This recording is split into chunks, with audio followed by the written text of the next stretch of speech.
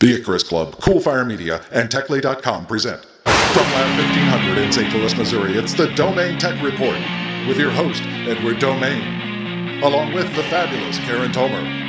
Edward's guest this time, the founding team of Food Essentials. And now, here's Ed.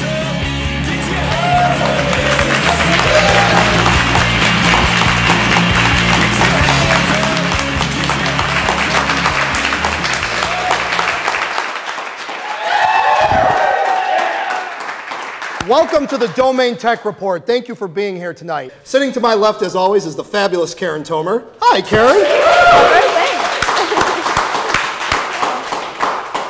Thanks. Welcome to the... Karen, what's our rule? Limited screen time for sidekicks. Limited screen time for sidekicks. Yes, Internet, thank you for realizing how hard it is to work with Karen. My job is very hard. Welcome to the second episode of DTR, baby. Boom! Yeah! Huh? All right. Stay tuned. We'll be right back with the boys from Food Essentials.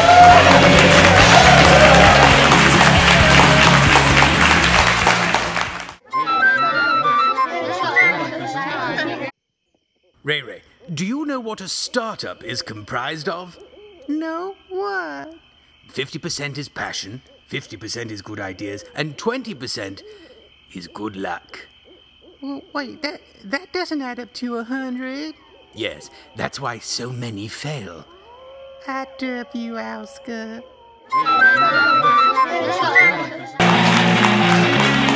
Welcome back, everybody. Our guests tonight are three members, the founding members of one of the hottest startups in St. Louis. They're part of the top 10 hottest startups, the boys from Food Essentials. Gentlemen!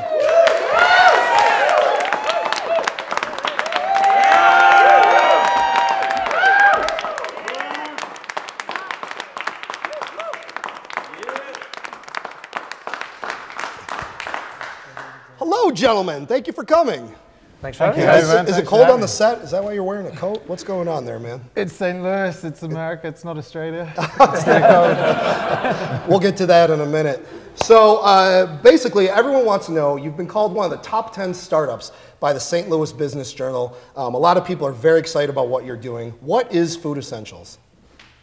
So essentially, we take food label data. By the way, your voice, are you going through puberty? Is that what's happening right now? Something like that, yeah. You have the flu, don't you? I Thank do, you for yeah. shaking my hand. That's what Yeah, you're welcome. So what is Food Essentials? Tell us. So we take food label data, we mix that with behavior data, and we deliver analytics to the grocery industry and to brands as well. Interesting. I don't know what that means. Yeah, it's a bit complicated. One of the things we do that a lot of people understand is we actually open up our data to developers as well. Mm-hmm. So developers use our data to create iPhone scanning applications, that kind of thing as well. Okay, so you're telling me that you have APIs. Yeah, exactly. That you can make available. Internet, for those of you that don't know, an API is a way for third parties to use their data to make new tools. Am I right? So give me an example of a product somebody would make using your tools. Well, what's one of the ones that launched recently? We had the gluten-free scanner. So that's a mobile application where you can scan a product, the barcode of a product in the store, and it'll tell you yes or no, whether it's a good product. So someone takes their iPhone or their Android phone, they scan the UPC label on a product, and then the app can tell them whether or not there's gluten in the food. Exactly. Yeah. Another one, Ed, is Good Mood Food. Where Good Mood Food. You scan a product. Is that like vodka? Pretty close. Could be. Well, it could be. It would actually work, because, and it'll show you the ingredients, and then you record how you feel, and then it'll tell you what kind of ingredients make you feel good or bad. So in your case, vodka. Now, I understand that you are an international team, that you're all living in 3 different countries at the same time, but your headquarters is in St. Louis. Yeah. Where did you all meet? How did you even meet each other? So Dagan and I are brothers. Right. So we go way back, obviously. But all of us, we know each other from Hong Kong. We grew up together in Hong Kong. You grew up together in Hong Kong? Yeah. Okay. So Dheeraj and I, we've been in the same class with each other since we were 5 years old. Sure. So we've been causing a lot of trouble. And so, Dheeraj, you came to the United States. I came to the US for college, and Anton went to Australia. Australia, very interesting. And doesn't someone live in Australia now? Yeah, that would be me. Dagan. So you come here for meetings, but you actually live and work in Australia. Being descended from a country of criminals, how do you compare coming to St. Louis? Well, I think it's probably important to kind of set this straight. You know, Anton and I are actually Kiwis, not Australians. So you are disowning Australia, so now a whole nation hates you. Yeah. Yeah, but that's all right. They're Aussies. Oh, wow, isn't that nice? So you're now one of the top 10 startups in St. Louis. How have things been going? How long have you been working on Food Essentials? How long have you been headquarters in St. Louis? And how's that experience been for you? Sure. You want to? Sure. Anton and Dagan actually started Food Essentials in Australia 2004 or 2005. Did you steal the plans from someone else? From my father, I think. Yes. Yeah, exactly. And so in 2008, when Anton was getting married, I visited him during his wedding in France, which was lovely, and he told me about this great business. And then we talked about maybe moving Food Essentials to the US. I was in Chicago at the time. In 2009, I moved to St. Louis because my wife is from St. Louis, and I just worked remotely. And then I think 2012, February, there was a TechCrunch article on Arch grants. And Anton's like, hey, what do you think? And I said, let's give it a go. And, sure. And now we're here. Okay. And now, since you've been here, have you, what has the support structure been like in St. Louis? Did you go through any accelerator programs? Yeah. What's your story? So as Dheeraj mentioned, we started off with Arch grants. So that was a $50,000 grant that got us Arch located grants, here. friend of the show. Yeah, Sarah Spear and Suzanne Barnes. Yeah, and so that really sort of launched us into the community. And since then, we've also followed that up with Capital Innovators. The accelerator program. Yep, exactly. I think Matt Minetti's here tonight as well. Friend of the show, friend of the show.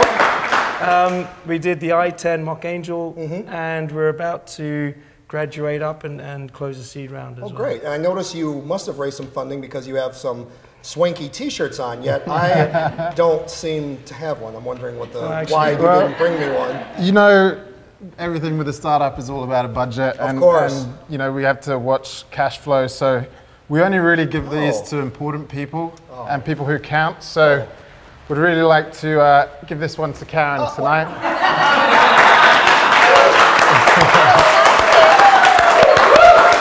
Exactly. So, thank you for being here. No. How much money have you raised to date so far? So that's 100,000 so far. Okay, and you're actively raising another round now, or no? Yes, we are around 500 to 600,000 right now. And how many offices, how many countries do you actually have people working for you in right now? So we have an office in Australia, in Europe, and in St. Louis. And all of it is being run from right here? Yep. How big is your team? Headquartered here. We have 12 full-time employees in St. Louis and about 30 freelance data collectors who go around collecting product label data for us spread around the country. True story. My office for techly.com happens to be located right next to Food Essentials, or it was until they grew so big because they're so successful. They kicked me out and moved me down to another office. So yeah, I still have an office next to them. They're just twice as big as. Sorry about that, Ed. Yeah, thank you, thank you, thank you. So what is going to, how do you feel then, you know, based with your international experience, about St. Louis as a place to grow a startup? I know our first episode, we had Gabe Lozano out here. He was talking about, what's the experience been like for you as far as, you know, is it a viable place to launch a startup? Yeah, look, we came here from overseas. We had some experience in Chicago as well. But really being part of the community and the entrepreneurial community here in St. Louis has been really huge for us. It's provided us with the support, not just financially, but also professionally, to really sort of go after the things we want to chase. Yeah, what we found amazing is the amount of civic pride that people from St. Louis have. Yeah. I've noticed that as well. Whether it's cheering for their baseball team or investing money in startups or just helping startups. There is a lot had to bring up baseball, right? Yeah, there is a lot of talent, and I saw your Gabe Lozano show too. I agree with him. There's a lot of talent here. We want to keep them here. Don't let them go to Silicon Valley. Right, well I think that's true of most cities where a lot of good talent is. We don't have to flood. When I lived in the Bay Area, it was always you were in flyover country. Here we are in flyover country, and you've been doing rather well as a startup that's been based here. Your revenue to date is, refresh my memory. So, well, we did in 2011, we did 450,000. This year, we did 900,000. 900,000. For investment, you know, and you're looking at different investors, would you take? I've got about $10. Would I, can I get? What can I get? Well, not Maybe quite a T-shirt. So what's next? What's the future for Food Essentials? Where are you going to be a year from now? Well, geographically, we're going to be here. You know, the Midwest is perfect for us because of the retailers and the brands Sure. and food manufacturing. And I know you've gotten a lot of press, but yet I always like to bring this up because, you know, as a young upstart, where have you gotten the best press and the most traffic from? Well, Techly.com. Amazing, amazing how that happens. This is the gentleman from Food Essentials. They're one of the top 10 startups in the city and soon to be in the nation. Foodessentials.com, everybody.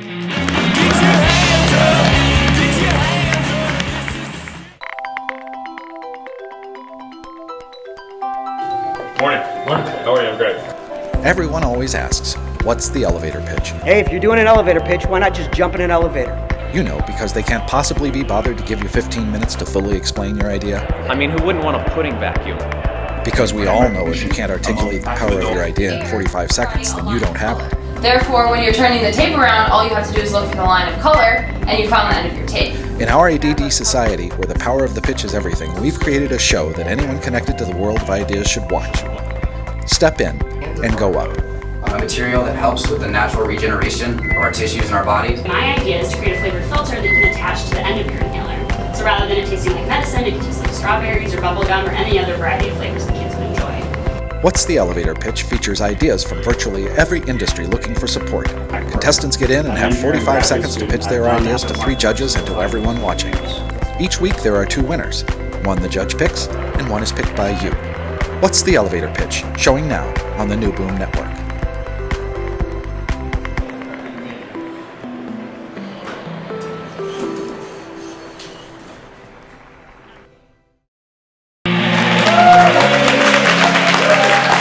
Thank you for coming back for our second episode of the Domain Tech Report. We'll see you really soon. Good night, everybody.